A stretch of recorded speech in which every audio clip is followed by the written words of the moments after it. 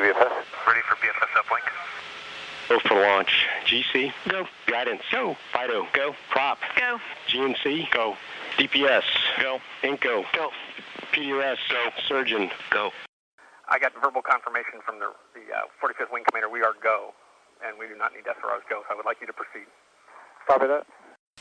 CLS is go for auto sequence start. And we have a go for auto sequence start. Discovery's onboard computers have primary control of all the vehicle's critical functions. 20. The sound suppression water system 15. has been activated, protecting Discovery and the launch pad from acoustical energy waves. CLS is go for main engine. Go for main engine start. We have main engine start. 2, 1. Booster ignition and the final liftoff of Discovery. A tribute to the dedication, hard work, and pride of America's Space Shuttle team. The shuttle has cleared the tower. This is Mission Control in Houston. The Space Shuttle now rolling over onto its back for an 8.5-minute ride into orbit.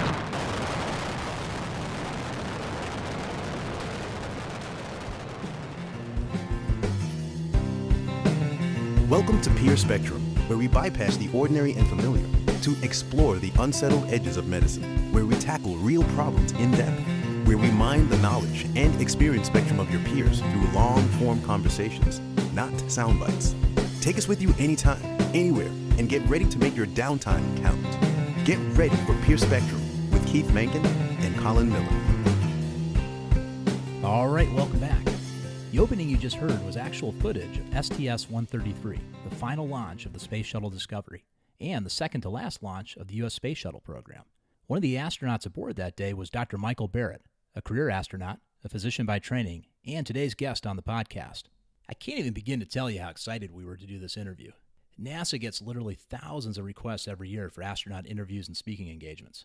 Obviously, they can only accept so many of these. But thanks to the growing popularity of our podcast, and to all of you out there listening, we're now getting more opportunities like this to speak with some really unique and incredible people. Just put yourself in our shoes for a minute. Michael Barratt is someone who's been to space twice, lived on the International Space Station for 200 days. He's conducted 2 spacewalks. He's one of the world's experts in space and aviation medicine. And we got to sit down with him for over an hour and really ask him anything we wanted. It was a rare and unforgettable privilege, and we just want to thank all of you out there for helping make it possible. I think you're going to really enjoy this one. So, with that said, let's get started. Mike, welcome to the show. We're just super thrilled to have you today. Well, thanks so much. Really glad to be here with you guys. So, Mike, you've got an interesting background. Obviously, you're a physician like many of our listeners, but at some point, and I'm not sure when, but I'm hoping you can tell us, maybe during residency, maybe afterwards in your practice, you decided you're going to send your CV over to NASA and see what they say. So, we're just curious, how did you get onto the path of being an astronaut? You know, I think one of the things that characterizes astronauts is that they had a lot of really broad interests, and that probably goes for a lot of people in the space program anyway. But, you know, at one time I wanted to be an astronomer, and I was building telescopes, and for a long time I only wanted to be a marine biologist, and ended up going to medical school. I had actually gone to aviation ground school in high school, and kind of the further I got along, you know, you're looking for a place to put all those interests together into one spot. And just kind of evolving interests, it just dawned on me that the space program could do all of that. And so I started gaining this interest in space medicine and environmental medicine during medical school in Chicago, and eventually learned of an aerospace medicine residency. And I just thought, how cool would it be to be able to fly airplanes and take care of people in unusual environments. And so the rest after that, as I say, is history. So after that, did you end up going directly to NASA? Were you in practice for a while? Were you working for the airlines? I mean, what were you doing? So I completed internal medicine at Northwestern University in Chicago. And by that time, I pretty much had my sights on doing a second residency in aerospace medicine. And the one that I did was at Wright State University in Dayton, Ohio. Now that is in close proximity to Wright-Patterson Air Force Base, and it also had support by NASA and, of course, by Wright State University. And, you know, from there, you're learning high-performance aviation like military jets, as well as commercial and federal aviation and space. And as I went along, I realized that really my passion was space flight. And, you know, it was one of those things you kind of set a bar really high and you don't think you could ever jump over it. But the closer you get, the more you find that there's just normal people who have kind of the same passion you do. So I made a couple of trips down to Johnson Space Center, and I finished my master's thesis as quick as I could and threw in an application and came down to Houston in 1991 and basically never left. So we've all seen that movie, The Right Stuff, Tom Wolfe book, and the training they went through. Obviously that was back for the Mercury program, but how realistic is that? I mean, what's involved with actually the selection process, first of all, and then the training? Well, to be clear, I actually went down as a NASA flight surgeon, and I spent 9 years down at the Johnson Space Center as sort of a doctor for the astronauts. And so it's kind of an interesting thing to get a perspective on astronaut selection, training, care, and feeding from that end. And so I had a pretty good idea of what I was getting into.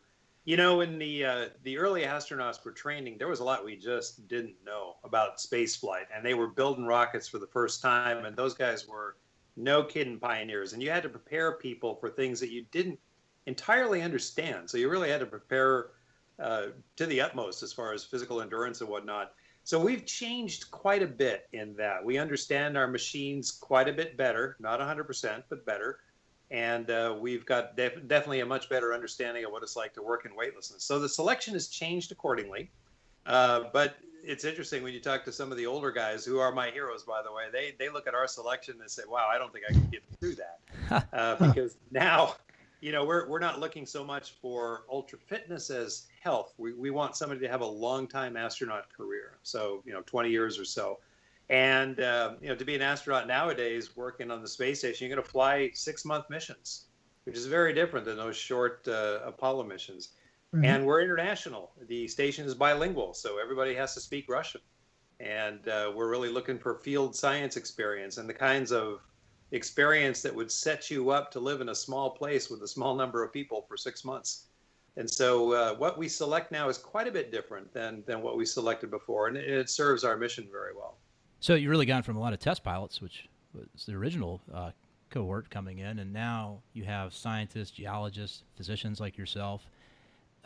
Still interested, though, about that selection process. I mean, it's a lot to ask out of somebody to be up there for 6 months. And I'm not sure everybody could do it, right? And you're looking for the right kind of person, someone who's going to get along with the others up there, someone who's going to be pretty cool and thoughtful under stress. How does that part work? I mean, how do you make sure that you're getting the right kind of person and not someone who's going to, lose it up there? Well, so interestingly, it's an interesting time to ask that question, because we just recently went through an astronaut selection process. And as you say, not too many people would necessarily want to do that. However, when we opened the selection, 18,354 people who did want to do that responded. Ooh. And so we had to sift through that number of applications. Now, a huge amount of selection is done by the current astronauts themselves. So we were incredibly involved in that. Now, our HR guys actually limited that to about 12,000 applications, and I was actually in charge of the team that looked at all the biomedical science people, which, by the way, was about 2,400. Wow. So of those, probably half were medical doctors, and the other half were a smattering of life sciences, virologists, microbiologists, and whatnot. And so you're looking at a bunch of people who are highly motivated, highly trained, and you're trying to winnow that down to those that you could lock yourself in your laboratory with for 6 months and get along and work and agree on everything. When you get down to the final couple of hundred, you really have a notion that almost all of them could do that job. And that's where it starts getting very, very painful, because you really want to pick them all. They're just remarkable people. But some of the things that we look for, like I say, we look for a certain professional expertise. And certainly for the medical folks, I'd like to know that they could practice medicine, but they could do it in unusual places as much as possible. And the same with the scientists. We'd like to know that they had field experience in remote, austere places out of the normal person's comfort zone, if you will.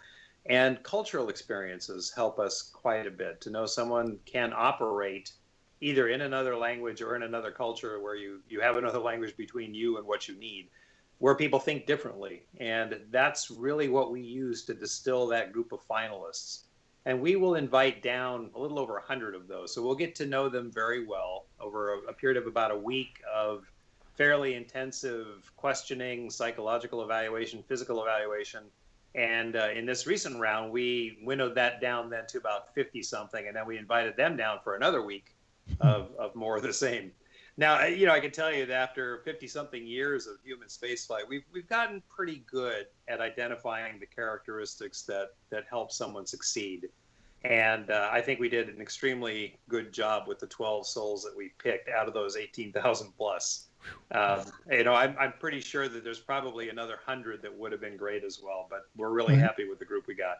So how many classes do you have? I mean, is there a class of 12 every year? Is it every few years? How often? No. So it varies with the program. I was chosen in the year 2000. And before that, it was about every 2 years. There was a 98 and a 96 class. It was 2004 before we chose another class. And you think about the programs and the events that happen, those really influence how we choose. In 2003, we lost one of our space shuttles, Columbia, and it was very unclear how long it would be before we could actually fly again and pick up the assembly of the International Space Station. But by that time, there were a lot of shuttle folks who were close to their retirement, and we knew that we needed new blood. So at a time when we weren't actually flying, we chose another class in 2004, and that served us well. And we chose another class in 2009, and then 2013, and then just last year. So it really depends on the outlook and how vigorous our flight schedule is. So not everybody's going to get to go to space, right? I mean, there's only so many slots. Some people are alternates in case someone gets sick or injured. Does everyone ultimately get a shot, or what percentage actually make it to the point where they get to ride the rocket going to space?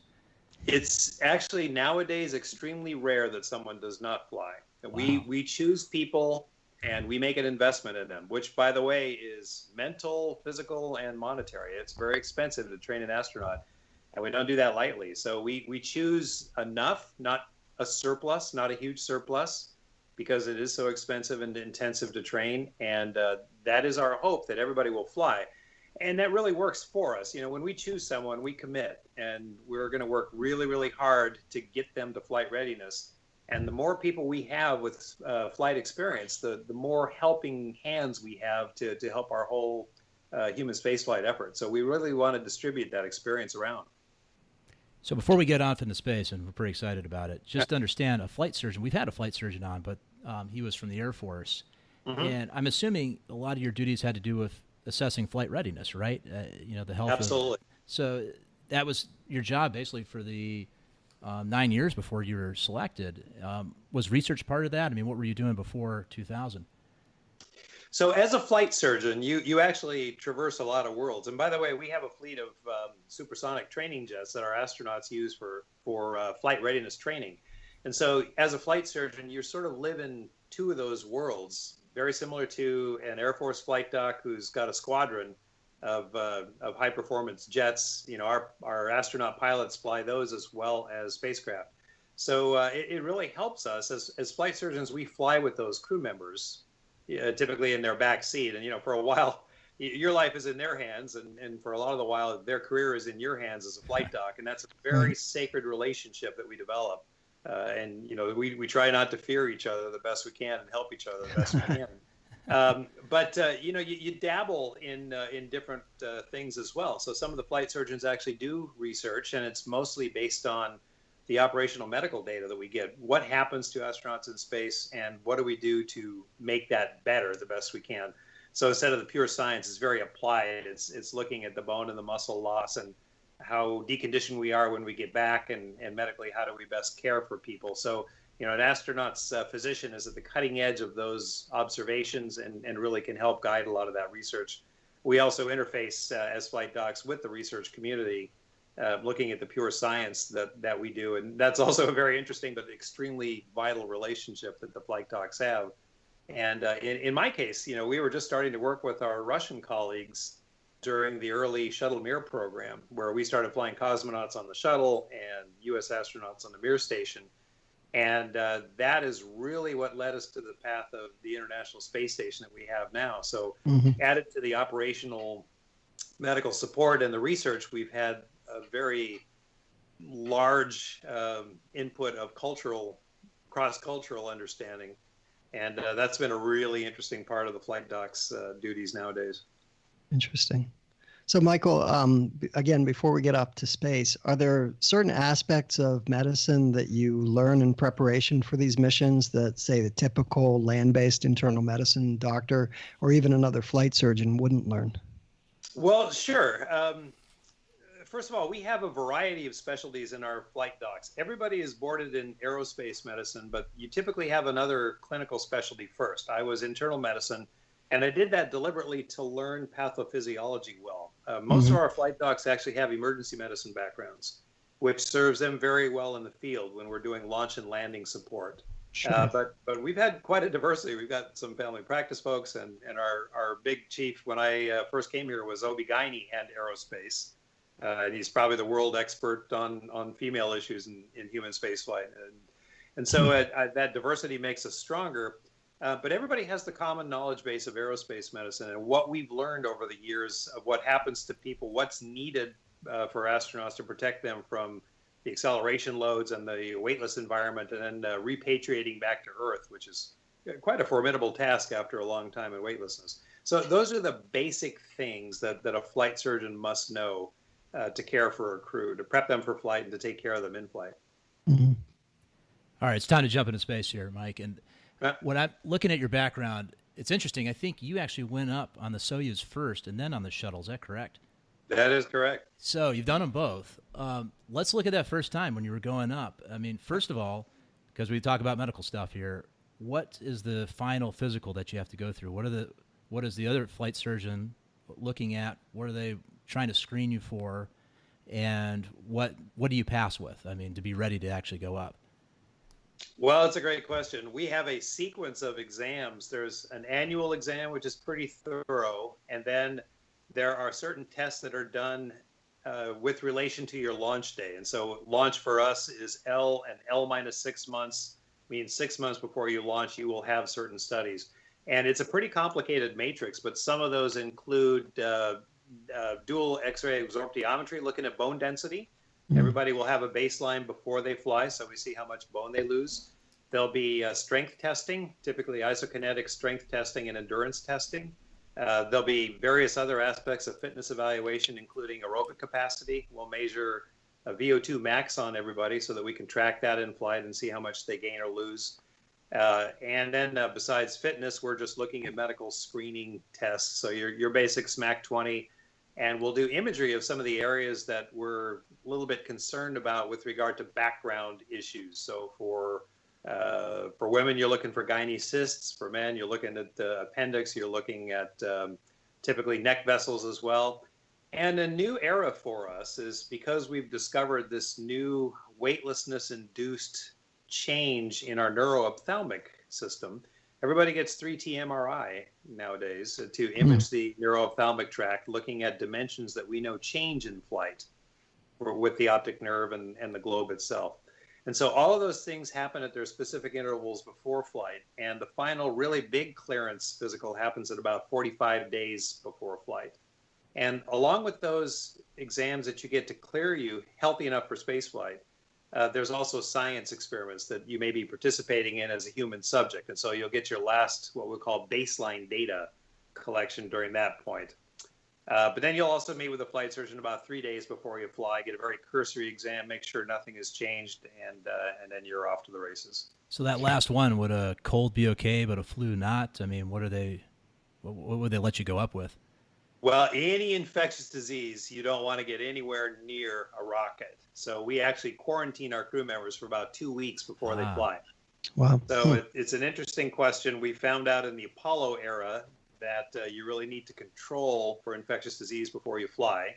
And it's actually been a fairly rigorous and, for the most part, successful program, so that everybody who actually comes in contact with the crew also has to be examined and cleared by a physician. And so we keep that quarantine pretty strict. Now, it hasn't been foolproof. One of the visiting shuttles on my mission actually inadvertently brought us a respiratory virus that would have been a minor cold on the ground. But let me tell you, it's is quite formidable to be congested in zero gravity. There's no gravity-assisted drainage, and there's nowhere to go. Yeah, we were talking about that. The things we take for granted, like clearing your throat or throwing up or blowing your nose. That's much harder up in space, isn't it? Well, some things are harder, some things are easier. When we had our little respiratory epidemic going on up there, there's no gravity except what you induce artificially, and you can actually swing an arc in a bag, for instance, and give it a little bit of artificial gravity for an arc of maybe 120 degrees, and that keeps the screws in the bottom of the bag long enough for you to pick one out and then close the bag before they all fly out you. And so imagine if you're congested. I found a way to rapidly approach a handrail with my arms out and slingshot around that handrail, which gave me a bit of a moment arm between the contact point of my hands on the rail and my head. And just that little bit actually helped quite a bit. So, you find ways to help yourself up there that, you wouldn't think about until you're up there. Do they call that the Barratt maneuver now? Or I sure hope not, because it was not pretty. No, I bet not. But it was effective. All right, so take us to you're in quarantine, and it's the night before. I mean, you've done a lot of training. You've gone in the vomit comet. You've been in the giant scuba tank. You've done just an unbelievable amount of training and preparation for this. But what's going through your mind there? I mean, it's still got to be incredibly exciting, too. Well, I got to admit, after all that time, and I was not a young puppy. I was 49, and I actually turned 50 during my flight. It was the best birthday ever. But, by that time, years of high-performance jet training and scuba training, spacewalk training, I found myself remarkably calm, much more so than I would have thought. The biggest worry I had was, I have a wife and 5 children, and, how are they going to do during all of this nonsense? But in general, I think I remember feeling very ready. I had an incredibly good commander, Gennady Padalka. We were, of course, in Kazakhstan, actually, at the compound there. And I knew everybody in the medical community who was working with us. They'd been my colleagues for years. And it just seemed very natural and very right. I slept well that night before launching, and we got up and everything worked out exactly like I had seen before many times after following crews through the launch. And by that time, you're very task focused. You're kind of going through in your mind what your duties are, what your procedures are, what you have to monitor. And that's really where most of your mental energy is by that time. So during the takeoff and then the attachment to the space station, I mean, how much of a role do you play in that? Is there any navigation component from your standpoint? Is it your crew members doing that? Well, it's always spaceship dependent, and this was the Soyuz, and at the time we were doing a 2-day chase. So from the time we launched to the time we docked was nearly 48 hours, and I actually flew as a flight engineer, a left-seater as we call it. It was kind of like a co-pilot. So I was very fortunate. I got to train on all the manual modes of the Soyuz, and I actually was fully qualified to fly that thing manually. And it's for the most part, an automated docking and rendezvous system that's radar guided, and it works great, except when it doesn't work. And for us, it didn't work. We had a glitch about 150 meters out or so, and we had to bring it in manually, which Gennady absolutely loved because every pilot wants to fly manually. And the Soyuz is just a tremendous spaceship to fly. It's actually quite easy to fly, to be very honest. So we brought it in manually. He had the stick duties, and I had antennas and docking system to manage. And it just worked absolutely as planned. I mean, it was like being in the simulator when the instructor fails one thing and everything else works. So it was a little bit of an exciting entry, but an arrival. But man, it was just great. Unbelievable. So you're docked with the space station at this point, and I guess there's a pressure equalization. Then you open the hatch. I mean, what's that first moment like when you're greeting the crew members who were there? Some of whom were coming home. Well, yeah, I mean, you nailed it in that you don't just dock and open the door, whatever Sandra Bullock did aside. You dock, it takes a while to drive latches and hooks, and then it takes maybe an hour and a half of leak checking to be sure you haven't put a hole in the ship at all, and that your seals are going to be good, and then you open the door. But it's a small community, as you might gather, and we all know each other really well. So it was great to see friends. And there's a couple of seminal moments for, I think, every astronaut during their first flight. One is when you first arrive in orbit after that 8.5-minute ride, and all of a sudden you're weightless, you got that head rush, you have duties to make sure that your ship is in good shape, and you're looking at the Earth for the first time, and all that happens at once. And Wow. It's similar when you dock. All of a sudden you're going from this little tiny spaceship to this massive home, the space station. And you're seeing people that you haven't seen for a long time, but you've trained with and really well. And, these are some of your best and closest and most trusted friends. And, you're just starting out a tremendous experience. So all of those things kind of come to a head at one time. So, that's what I remember, opening the hatch and seeing my very good friend, Colonel Mike Fink, U.S. astronaut, and Yuri Lonchikov, a Russian cosmonaut, and one of my closest friends, Koichi Wakata, who's a Japanese astronaut. So it was like a reunion. So with the language, you speak Russian. Is Russian the main language there? Does everybody speak? Because if you have a Japanese, you have somebody from European Space Agency. What's the common language there? Yeah, it's a great question. So it is a bilingual station. Everybody must be proficient in English and Russian. And, if you're American or Russian, then, you got your own problems. You got to speak the other person's language. If you're Japanese, you got double trouble because you got to speak both English and Russian. And that's, again, part of our world. I think it kind of helps and brings us together. If you were to ask what's the main language, I'd have to say it's kind of a space jargon. We say Ruslish or something similar to that. But sometimes you'd start a sentence in Russian and end it in English, whatever is easiest to express a thought. And I would say there's a healthy smattering of acronyms in there as well. So if during the normal workday somebody were just listening over our shoulders, it might be difficult to understand. Yeah, I'm sure there's a lot of acronyms. So that first one, you're there for just short of 200 days, right? Yeah, 199 plus something. So we were curious. Is it ordinary to always have a physician on the space station? Is there always medical personnel there? And what was your official duty? I assume research is a big part of it too.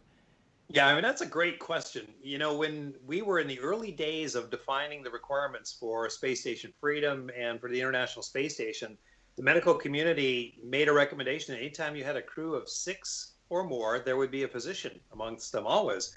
And everybody agreed to that until the astronaut office said, hey, wait, that means 1 in 6 astronauts has to be doctors. You got to be kidding. So they decided, I don't think we can do that. But as it turns out, about every other mission, almost 1 in 3 to 1 in 2 missions has a physician on board because of the way we select. And for instance, right now, one of my good friends, Serena Anand, Chancellor, is up there. And she, like me, is internal medicine, aerospace combined. And we have another physician in training right now, Dr. Drew Morgan, on the U.S. side, who will be going up within a year or so. Another physician from the Canadian Space Agency, David Saint-Jacques, is getting ready to fly. So there's just actually quite a few docs. And if you are up there as a physician, you are by default the crew medical officer. Now, when we don't have a doc, we always have 2 crew medical officers that we train to a near paramedic level. So we'll skip OB problems and pediatric problems and whatnot, but we'll get people familiar with first trauma response, even intubation, airway handling. We have a small transport ventilator. We have a automated defibrillator. We have a round of ACLS drugs and whatnot. So we tailor it to our little patient population, but we always have a designated crew medical officer and a helper in case the main CMO is the one who goes down. But just to emphasize, we're a long way from Dr. McCoy. Dr. McCoy had nothing else to do but be the medical officer. And when you're a crew of 6, that's very much a side deal that you have. And mostly, as you said, you're up there doing research. And for me, I had other jobs, spacewalk and robotics and whatnot. So it's very multitasked. Well, McCoy also had the tricorder, right? So I don't think there's anything that thing couldn't do. But Well, we're working on that. That's Which right. is coming, exactly, yeah. And you already answered part of this question, but we were thinking back to one of our earlier guests here, Gavin Francis, and he is a Scottish physician who was stationed at the British research base in Antarctica. And he talked a lot about having half the year where not even an aircraft can get in. So he's completely isolated. He's the only doctor there. So give us an idea of what else is available equipment-wise. And then based off of the years and years of experience we've had so far, what do you most likely expect to encounter up there with sickness, pathology, and what's realistic to have to address? Yeah, that's a great question. And by the way, we actually keep fairly close ties with the Antarctic medical community because it's such a good analog to us. We look at their experience base. We get an idea based on who they select, what are the background medical issues that happened, whether they're background disease that got through screening or occupational, and how those might be similar to ours. And we also send our residents in the space medicine residency program down here in Houston to Antarctica on rotations. Wow. So that experience is actually quite valuable. However, as you mentioned, for those guys, the isolation is very profound. And for much of the year, aircraft evacuation would be extremely difficult. And so they rely on a level of medical autonomy that is quite a bit beyond ours, not the least of which reason is they have a much larger population. Now, for us, we're a rocket ride away, and we're actually not that far. People think of outer space as very distant, but we're only about 240 nautical miles above the Earth. What makes us remote is that 17,500-mile orbital velocity that we're going. And so, to get up there, you have to go that fast, and to get home, you have to slow down that much. And so it's hazardous either direction. So it is possible for us to evacuate and be on the ground literally within 24 hours. We could do that. But it's probably the hairiest, most formidable ambulance ride you could possibly imagine. And it is definitely not made for the comfort and safety of a patient. It's made to survive launch and re-entry and landing. So we don't want to do that if we don't have to. So because of that, we strike the best balance we can based on what we know of risk and the population we have.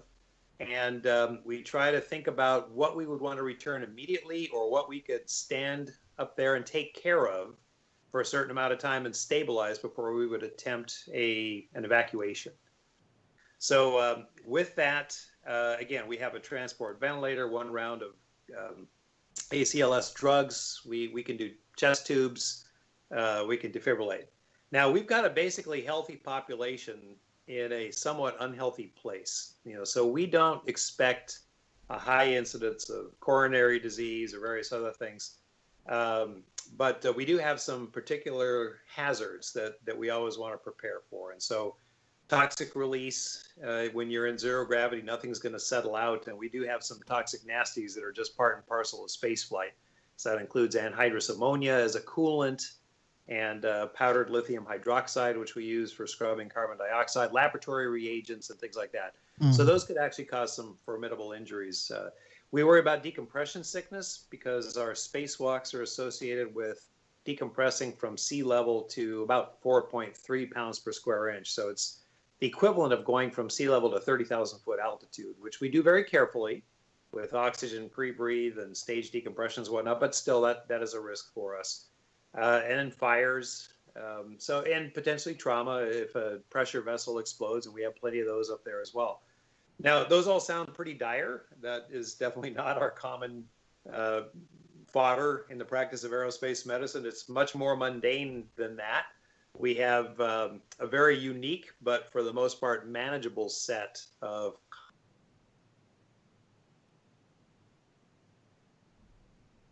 sickness and adaptation, carbon dioxide, headaches, and various other things. And of course, this vision intracranial pressure entity that we've been studying for the last few years. Foreign bodies in the eye are very common, as you might imagine. No dust settles out, and you could be flying through the modules, and because your focus is never 18 inches in front of you, things fly into the eye pretty frequently. And wow. So everybody is taught to do fluorescein stains and removing foreign bodies. So, for instance, those are the kinds of things that we see. Sleep disorders, that's space medicine right there. But as yet, I I think one of the Apollo astronauts had arrhythmia, and I think there's been some gastrointestinal things, but that's about it so far, right? Well, yeah, I mean, we've definitely had a few things, but most of them come from that subset I told you, and we indeed have seen some arrhythmias, but the most comprehensive study, which is a study in press that Ben Levine is the PI on, should be out in the next few months, but did a very comprehensive study, and you basically see dysrhythmias in the similar incidence to a ground population. There's really nothing scary there. And the same is true of a lot of the big changes that happen. They seem to be much more adaptive than pathological, and people perform and do pretty well. And once they readapt after the return to Earth, they do pretty well. So most of the problems we see have been very manageable, and some of the things that used to scare us no longer scare us because we found out that they're just primarily adaptive. All right. Definitely want to talk about the EVAs. I mean, this is just incredible. You've done 2 of them, right? Yeah, which is low compared to a lot of the guys in my office. Well, tell us about this, because to me, this is as close as you can get to being in space. I mean, being on the ISS isn't good enough. I mean, this is just amazing. And you said that you're pressurized at about 30,000 feet. Is that in the ISS or in the spacesuit? Well, in the spacesuit. Now, disclaimer here, my EVAs were actually in a Russian spacesuit. I flew at a kind of a unique time when we transitioned from 3 to 6 crew members. And because of the distribution of duties, I was mostly a Russian cosmonaut for the first 6 weeks or so. So I did a lot of work on the Russian side, and Gennady and I were fortunate enough to be the first to take out the new generation Russian spacesuit, which was the Orlan MK at the time. And so that suit is actually pressurized to a little bit higher pressure, 5.8 psi, and that gives you a little bit more protection from decompression sickness. But it's also a little harder to work in because the pressure differential between that 5.8 and 0 when you get out to vacuum is a little bit higher. So your fingers are just going to get inherently a little bit stiffer and more sore. You have to work a little bit harder to do anything. There's a few philosophical differences in how we do our suits, but the Orlan was awesome. It was very easy to get into. It's self-donning, meaning you can put it on all by your onesie, which we couldn't do with ours. And it's actually just a great suit to work in. Now, we had a couple of glitches, which you do almost always with new hardware. Our CO2 sensors were failed, and so we went out there with readings that suggested a horrifically high carbon dioxide level, but we were fine, and we were pretty sure it was a sensor bias. But because of that, I had to have closed channel communication with the medical group pretty much every hour during that first spacewalk, which was kind of fun. I mean, it allowed me to kind of be a doctor out there even while I was doing EVA and kind of watch each other for carbon dioxide accumulation symptoms and still get our cables laid out and our antennas installed and whatnot. But it is interesting, you know, and your view from space is always breathtaking, especially that first one. But going out the door when there's nothing between you and that view of the Earth, but your very thin helmet in front of you, I mean, that is a singular experience. And I would say that's kind of the holy grail for most of us that fly in space, getting out the door and doing a spacewalk and being on the outside. It is this incredible mix of euphoria and terror and determination to get your work done and caution that you don't screw anything up because everybody's watching. Oh, I bet. And they're monitoring your vitals too, right? Yeah, anything you break is going to be really expensive. So, I'm sorry, what were you asking there? Well, they're monitoring your vitals too, right? This whole time. Sure. Yeah, they're monitoring the temperature of your cooling water and the carbon dioxide, the oxygen, the consumption rates, the metabolic levels and whatnot. So they're looking at you pretty close. Yeah, they're watching everything. So So you weren't just going out there to take a look at the Earth. I mean, you had something to do, right? So how long did it last, and what were you doing? Well, so I was pretty short, actually. We were anticipating a brand new Russian module to arrive, and this was a new docking module that was going to come, and that radar system that allows the automated docking that is classic of the Russian spacecraft had not been installed in the docking port where that was scheduled to mate.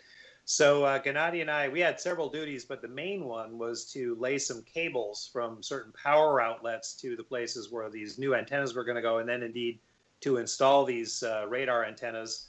And then we had a few science experiments, mostly that we were setting out there and then retrieving that had been out there before. We had a few issues, but for the most part, everything worked pretty smoothly. And that was just about, 4.5 hours, which is short by our standards. One of the things that I was tasked with doing was getting up on the end of the Russian robotic arm. They have one also, but it's a very simple one. It's a telescoping arm.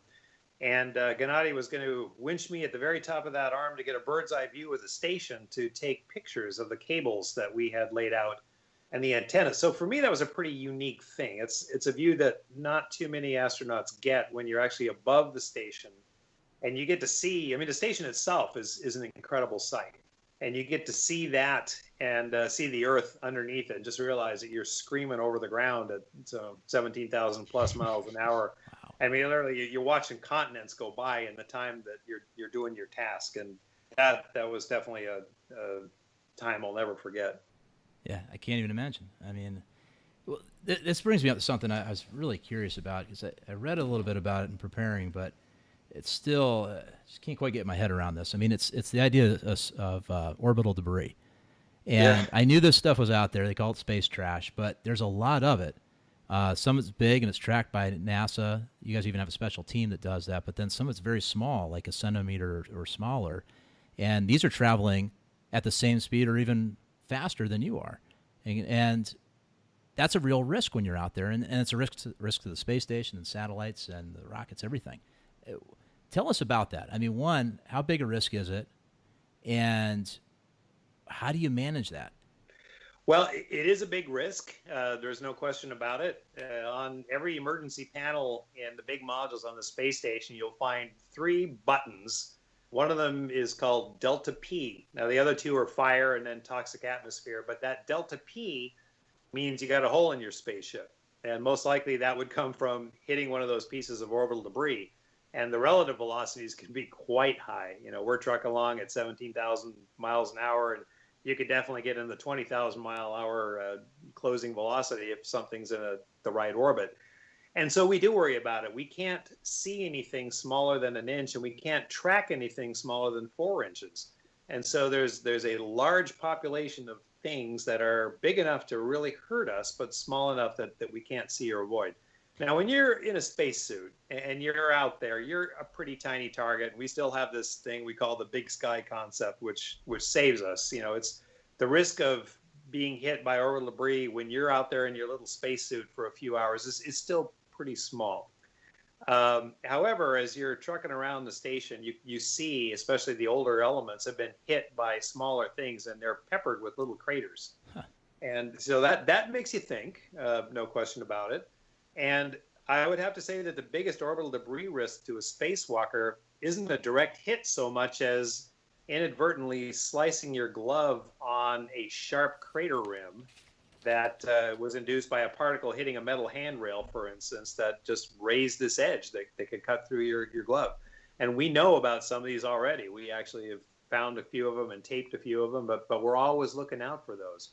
But your big risk is being on the station and hitting something and having a depressurization event. And of those 3 big emergencies, I think that probably is our biggest risk. So, we all practice the drill. If we get a hole in the spaceship, we figure out how to isolate it. Hopefully it's in a distant module from the center that we can just close the hatch and say goodbye to our toothbrush or whatever was in that module and retreat back to a pressure refuge. On a bad day, the worst would be we'd have to get in our rescue vehicles, which in this case is the Soyuzes, and punch off and come home. But we most definitely think about that. Keith and I were just curious what a typical day looks like. To start with how much sleep you're getting and how sleep works aboard the space station. Are you guys on Moscow's time zone? Are you on Houston, somewhere else? And is there a 5-day work week? Is there weekends? I mean, what does the routine look like? Yeah, that's a great question. And, we're on Greenwich Mean Time to start with because we have so many international partners. That splits the difference the best. And so, there's big flight control centers in Houston, in Huntsville, Alabama, in Moscow, in Munich, and at Tsukuba Space Center in Japan. So all of these places have a lot of folks who are sitting there that have both monitoring and command capabilities to the station. So that really splits the difference the best for us. Rack time, you're allowed 9 hours of sleep. They block that off on your timeline, and I don't know anybody, with the exception of one person, who actually sleeps 9 hours up there. And frankly, the same is true on the ground. You know, most of us probably don't get anywhere near 8 hours of sleep normally. For me, I can tell you that I went to bed at midnight every night, and I got up at 6 every morning, and it was probably more regular sleep than I get on the ground, and that worked out very nice. Now, as far as your day, that is timelined for you by very special groups and all those flight control centers who are working to optimize the work day of these people. I mean, when we're up there, we're like among the most valuable human workers in history. And so you want to make sure that, you know, that your hourly cost is justified and efficient. And we have this idiom that, you know, there's a red line that tells you what time it is. And then you've got all these blocks that tell you what you're supposed to do throughout the day. And you get up and you start chasing that red line. There's a lot of pressure to keep up for a couple of reasons. You know, number one, the work is valuable. Number two, you'll come to a block that'll say experiment. You know, for instance, an Earth observation agricultural camera. You know that is the result of years and perhaps millions of dollars of research. And there's people in laboratories on the ground that are really counting on you to get this right. So really, the pressure to get this stuff correct is quite high. It's one of the more stressful things that you have to get over. And I contend you should never totally get over it. I mean, you really need to feel some butterflies to get this stuff right. And so when you're not on the clock, a lot of what you're doing is to get ready for when you are on the clock. So, you know, in the morning, you're getting up and you're looking at notes from the ground, and you're gathering the tools and the instruments that you need. You're reviewing your day. You're looking at the procedures that you're going to enact. You do a conference with the ground, and you kind of sync up with your crewmates so that when it comes time to start that workday, you are off running. Well, are you synced with everybody else? Is everybody else on the same schedule, or is there overlap? Well, there is one common schedule, and certainly there are overlapping tasks. Some things are timelined for one person, some for two, some even for three if they're really big ones. But you really need to be aware of what your crewmates are doing, and sometimes you need to help each other, sometimes you need to stay out of each other's way. Your workday is punctuated by mandatory exercise, and so we have 2.5 hours a day of scheduled exercise time, typically broken up into two spots. So you do an 1.5 hour block, which is heavy resistive exercise, get that bone and muscle preservation going, and then the other is cardiac. And so there's a couple of bicycles and a couple of treadmills on board. And then you have some scheduled meal time, and then back to work. And the end of the workday means the end of those timeline blocks, but it's not really the end of the workday. You're doing cleanup, you're gathering the tools that you used. A lot of us will have taken Earth observation photos during the day, so you're downloading those. We would try to tag up with our crewmates. We ate dinner together every night. It was kind of a sacred promise we had, and for us, that was just a great part of the mission. And then everybody went back to work. And, you know, again, you're kind of looking at what you did and looking at what you're going to do the next morning, and there was not a lot of downtime. So, and I'll tell you that I actually took a suite of medical experiments that I wanted to do. And over that course of 6.5 months, I maybe did 20%, and that was it, because there just wasn't that much free time. Wow. So you're given some leeway to do your own experiments if it can fit in with the schedule, though. You are. We have a list of non-mandatory tasks that we can do, and some of those are experiments. And, you know, frankly, if somebody has worked to develop the hardware that's up there, and you have a choice between doing your own stuff and doing something that was, you know, provided by the community at great cost, you know, your stuff takes second fiddle. I mean, and that's the way it's. Right. So we waited until we burned down everything out of our job jar, the task list, as we call it. And a lot of that was Saturdays. You know, we do what we called Saturday science, but that was basically doing extra science for the investigators. And that was tremendous fun in a way, because it wasn't nearly as much pressure. And our big tasks on Saturday were to clean the station and to do some of those extra tasks. But you were busy. So there are not, if I'm hearing correctly, they're not different shifts. So there's activities and stuff going on 24 hours. Is there a nighttime on the space station where everyone basically is asleep, or you're just on a downshift, and then there's the daytime? Is that how it works? Yeah, that's a great question. And because we've been debating that quite a bit, we have decided to keep the crew on the same synchronized schedule. So wake up time is the same. that helps us because it gives us a chance to really see each other Right. and to tag up with the ground at the same time. Now, there are certain extraordinary science campaigns that may cause us to do dual shifts, but Right. we really like not to do that if we don't have to. And so, like on a submarine, we declare at night and we turn off the lights, and we declare at day and we turn on the lights. Gives you a feeling of power. Right. There you go. Yeah. That's great. Now, are you doing regular physical checkups on your other crew members? Are there regular medical checkups on them, blood tests, anything? So there's quite an overlap between what we do for medical checkups and the science that we do that actually does some of the medical monitoring for us as well. We have a very low grade monthly, sometimes bi-monthly medical checkup that the crew medical officer will conduct on the crewmates. But there's also a weekly conference, a private medical conference between each crew member and their crew surgeon on the ground. So that gives you a chance to check in. They'll be running a checklist. How's sleep, how's back pain, how's countermeasures, how's food, how's diet, how's all this stuff going. And depending on how that goes, you may not have to do too much from a physical exam standpoint, but they're also privy to the exercise data, the performance data on your countermeasures. That's a pretty good index of how people are doing. And then the mandatory monitoring we do on everybody's eyes, which is visual acuity and ultrasound of the eye shape, high resolution fundus imagery, and we've added optical coherence tomography now to give us a really sensitive indicator of how the syndrome might be progressing with us. So we kind of look at that, and we look at the overall metrics that go along with the timeline of adaptation for almost every system in the body. And as long as we're keeping track of all those, we don't have to do too much extra for a physical exam. Got it. Mike, we're really close to the time here. Do you have a few moments for like 2 or 3 more questions, and we'll wrap it up? Sure. Let me answer a question you haven't asked yet. Yes. So, what happens to the body when you get in zero gravity? Right. I was. I'm sure that was. So, yeah, we have to be careful. I read so much was of this about to stuff, lead and into I that, so, forget to ask no. the questions. Yeah, no worries. And partly because it's my passion, and partly, it's one of those things that we really want the medical community to know. Right. The human body, when it gets into weightlessness, undergoes this constellation of changes. Almost every system in the body changes.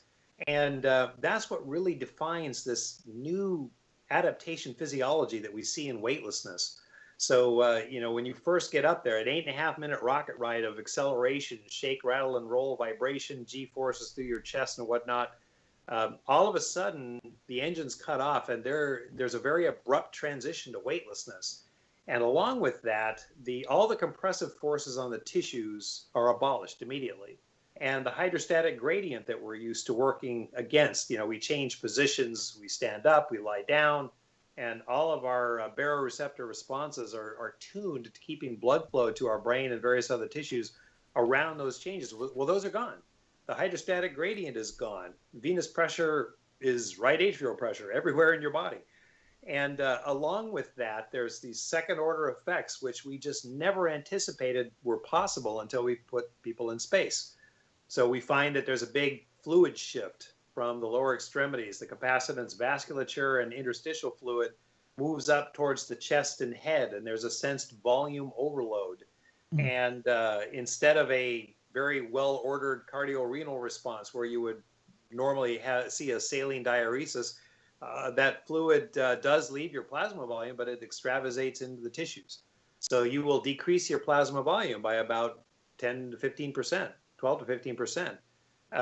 And in a compensatory fashion, you'll decrease your red blood cell mass by about 12% or so that you normalize your hematocrit. And that happens in a mechanism we never anticipated, which is a selective destruction of your newly minted red cells, this neocytolysis. So you can see bilirubin and mobilized iron and breakdown products. And it's basically your body telling you, hey, I'm in this novel environment, here's what I need to optimize performance. So decreased plasma volume, decreased RBC mass, all that fluid goes into an extra vascular space. It turns out a lot of that is intracellular, and your sodium and your fluid are stored there. We didn't know that would happen. And interestingly, we would have expected central venous pressure to go up with that fluid shift to the chest. Well, it goes down. So very counterintuitive. And we know that because we flew a physician astronaut with a right heart catheter, and we didn't believe it, so we did it 3 more times or so. And sure enough, I mean, we understand now why it happens, but it was very counterintuitive. And what happens basically is a combination of losing the compressive forces on the tissue so that the transmural pressure across the vascular wall is still high, but the external pressure is so low that the central venous pressure goes down and your chest circularizes a bit. So there may be a component of decreased thoracic pressure. That goes along with your abdominal girth getting lesser. I mean, your waist shrinks a little bit. Your chest gets a little bit bigger and you get a little taller because of spinal lengthening. You know, so all these, and I'm leaving out so much, but this global change happens over time so that within a very few weeks up there, you are basically an extraterrestrial. Your physiology and your anatomy and your set points are totally different. But that's what makes you a rock in zero gravity. And then you have to undo that all over again when you land. Okay. You know, as an orthopedist, I know there's a certain threshold for the bone loss that you just never replace. And I think that there is concern among some of the astronauts that the osteopenia or whatever is longer lasting. Do you think we're going to find a point, like on the longer missions, hopefully, presumably this is leading to years and years missions. Are we going to find a point where we don't get reversal, that people don't go back to normal physiology when they return to Earth? Yeah, and that is a really great question. And you could ask yourself, do people really go back to totally normal physiology when they get back to Earth? Right. A very interesting phenomenon is that when you fly someone on a second flight, they adapt much more quickly. You know, I left out the neurosensory changes except space motion sickness, but 3D spatial awareness and just becoming a 3-dimensional creature from the standpoint of position awareness, locomotion, mass handling, all that seems to be retained, and people tend to adapt physiologically quicker on their second flight. But having said all that, we have a very good set of countermeasures up there now, which has really revolutionized our ability to maintain muscle and bone. So the current set of physical countermeasures, which includes heavy resistive exercise, heavy axial loading, means that we're in a very tiny single-digit percentage of bone loss, bone density loss in the postural areas of interest to us over a 6-month mission. So, you know, somewhere between 1% and 3% from the trochanter, the femoral neck, the lumbar spine, the pelvis, the calcaneus, and those are fairly acceptable. And the interesting thing is, after many, many years of this concern in spaceflight, we think we've mitigated bone and muscle to a large extent with these new countermeasures. You know, so I'm pretty confident after 6 months of deep space cruise on your way to Mars, you're going to land fairly strong and fit. However, that has come simultaneous with our understanding of this neuroophthalmic syndrome, which is clearly driven by the changes of weightlessness, and that actually becomes more your limiter, most likely. And you can't countermeasure yourself out of that one. You know, getting doing pumping iron is not going to help you on this. You probably do need to restore some of that hydrostatic gradient. And there's a couple of ways to do that, but you know, those are the ways that we're just pioneering right now. So going back to the whole preparation and the whole screening process, there must be things on the 3T MRI that will exclude people from flight in anticipation of these neuroophthalmic problems. Have those been categorized properly? I mean, do you know what you're looking for to say, oh no, you're highly at risk for this process happening, or is that still in evolution? Still in evolution, but boy, you nailed a lot of our discussion, no question about it. Now, you know, what we see is pretty unique. It's not like there's a lot of findings in a normally healthy, fit person that predict this. That's not entirely true, but that question really comes into play more for somebody who wants to fly again, right? Because some of the changes that we see kind of represent permanent remodeling. I'm a great case of that. I mean, my right eye is likely permanently squished, and my right optic nerve sheath is probably permanently distended. And you know, this has been going on since the beginning of spaceflight. We're just seeing it now, and so we're in this strange position where we think we're in an acceptable operating band. We know that, people have been flying for 55 years or so, and the long-term complications that we worry about, like, long-term vision changes after your spaceflight career or white matter degeneration, all these other things that we're concerned about, those are not hallmarks of astronauts who retire or cosmonauts. The Russians have a lot of experience, and so you don't see these later in life. Astronauts still tend to outlive the general population and seem to be fairly functional and seem to retain their cognitive abilities. Although my wife might disagree with that, but in general, those changes aren't a hallmark of people who've even flown multiple long-duration missions. So we have that on one side. On the other side, you can't ignore the very critical anatomy that's being affected by long periods of weightlessness. So there is a lot of discussion, and a huge amount of our research is now focused on this issue. For the most part, those 3T MRIs we get are pre-flight baselines to track the problem as it materializes and to compare with the post-flight. Right. And one other thing is radiation, right, Mike? I mean, the low Earth orbit of the ISS is still well within the Earth's magnetosphere, so you're offered some protection there, but the farther we get away from the Earth, the less protection we have. So a long duration 6-month flight, you could be exposed to significant cosmic radiation, right? Well, that for sure, and you're absolutely right that we are still under the magnetic fields. But just to put it in context, the recommended radiation exposure for a terrestrial population is still about 1 millisievert a year, and we get a 0.5 millisievert per day on a normal mission. So we are way above a terrestrial exposure, and so we might end up getting. I'm still kind of in the REM mode, but maybe 10 to 14 REMs in a 6-month mission, or centisieverts, if you like those units. So that's a pretty significant percentage of our annual dose. And so even a Department of Energy or a Department of Defense nuclear worker never gets much more than a tiny fraction of 1% of their already increased limit. I mean, we're way up there comparatively. So we do worry about the risk of excess cancer even with our low Earth orbit missions, and that sometimes can limit certain people, especially younger females in the childbearing years. So once we get out of the magnetic fields, then we're in just a whole different ball game where that dose is multiplied by 3 from a standard daily dose standpoint. So you might be getting 1.5 millisieverts or more, unless there's a solar flare, and you might get quite a bit more. So it is absolutely a potentially hostile radiation environment. But a couple of things. We don't really have a good understanding of how those radiation exposures map to actual cancer risk. We have a model. We have several models, and there's quite a bit of dispersion there. There's no question about that. But the other thing is that we now have another entity that makes us want to minimize the time in zero gravity, which is this neuro-ophthalmic syndrome. And you could almost say that if you're flying so slow, you're worried about radiation, you're probably flying too long in weightlessness to ensure you're not going to get this neuro-ophthalmic syndrome. So what it tells us is we sure like to fly faster. So we now have new incentives to develop advanced propulsion.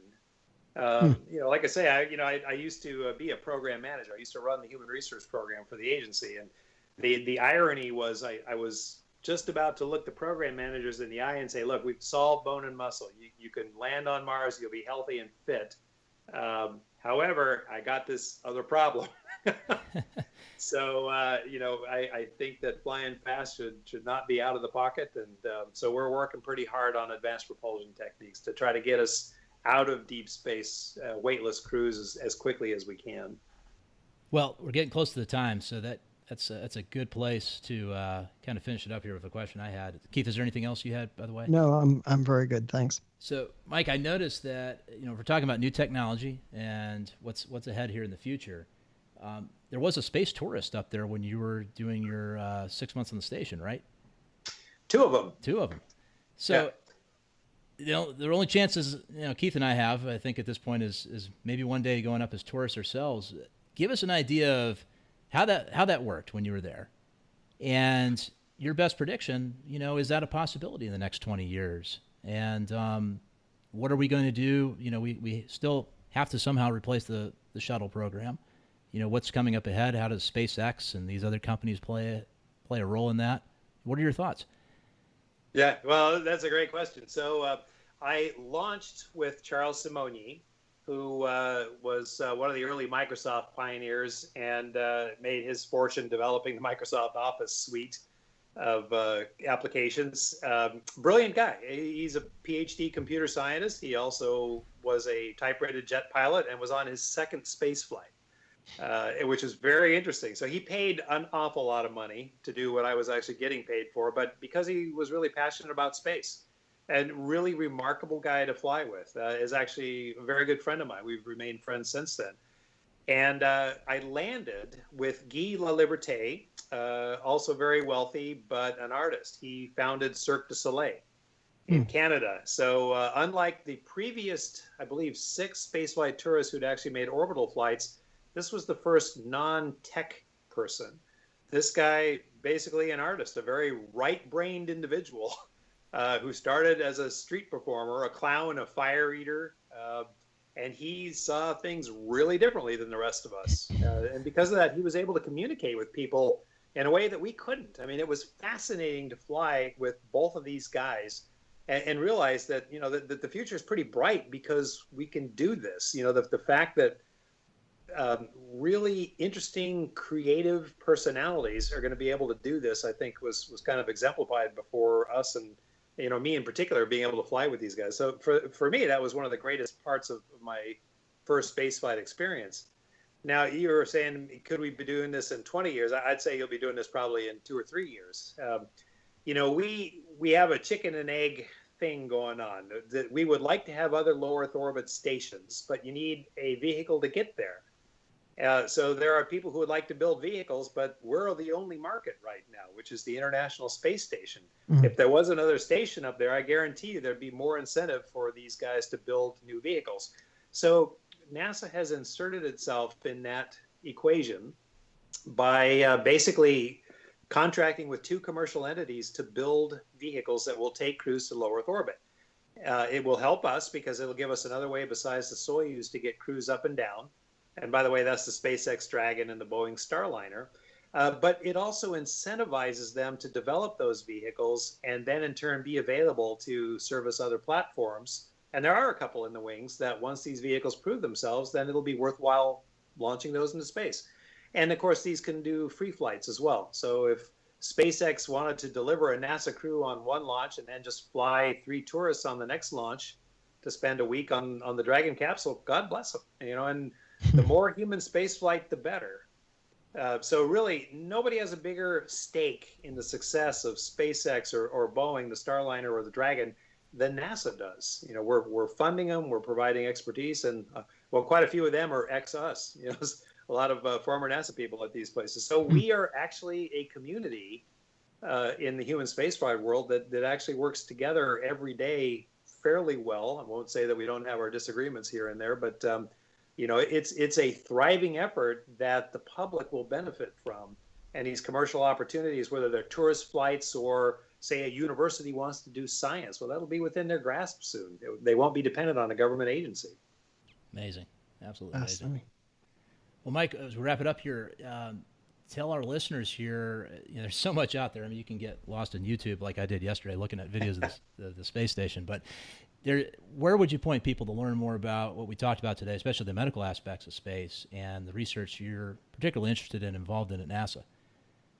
So, again, to me, the human in space is my passion. So the places that I like to visit, the NASA Human Research Program, HRP, the Human Research Program has a website, which is fabulous. And along with outlining all of the medical issues we have in spaceflight, there are peer-reviewed evidence books which are extremely well referenced, and they're very good resources for anybody who wants to learn more, or if somebody is kind of interested in the medical specialty and would like to know how that intersects with spaceflight, for instance, cardiology, that's the place where you can find it.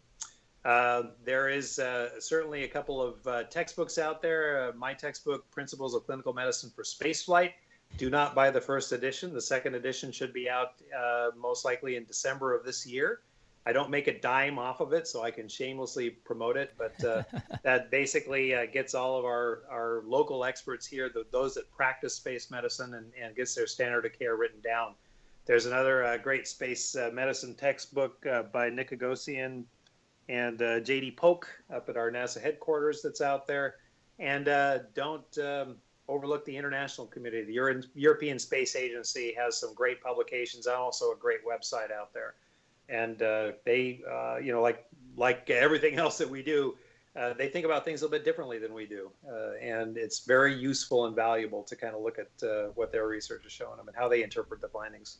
Well, we'll get links to all of those up on the website in the show notes for everybody to look at more. And Mike, thank you so much for taking out some time with us today. We've been really excited about doing this, and you didn't disappoint. This is just a really cool conversation. Thanks so much. Well, my absolute pleasure. And let's see, you've got what? So I'm not going to send you anything unless you ask me for anything that you can't find, but I'm more than happy to send you stuff. But otherwise, it's been really great to spend some time with you guys. Thanks, Mike. And everybody, that's Thanks. Dr. Michael Barratt, NASA astronaut and physician. And like we said, we'll have more of this up online and whenever you listen to this. Take care. We'll see you here next time. Thanks for joining us on Peer Spectrum. Please support the show by writing a review on iTunes and join the conversation at peerspectrum.com. Keep up with the latest episodes and share your ideas with us on Twitter, Facebook, or email at peerspectrum.com.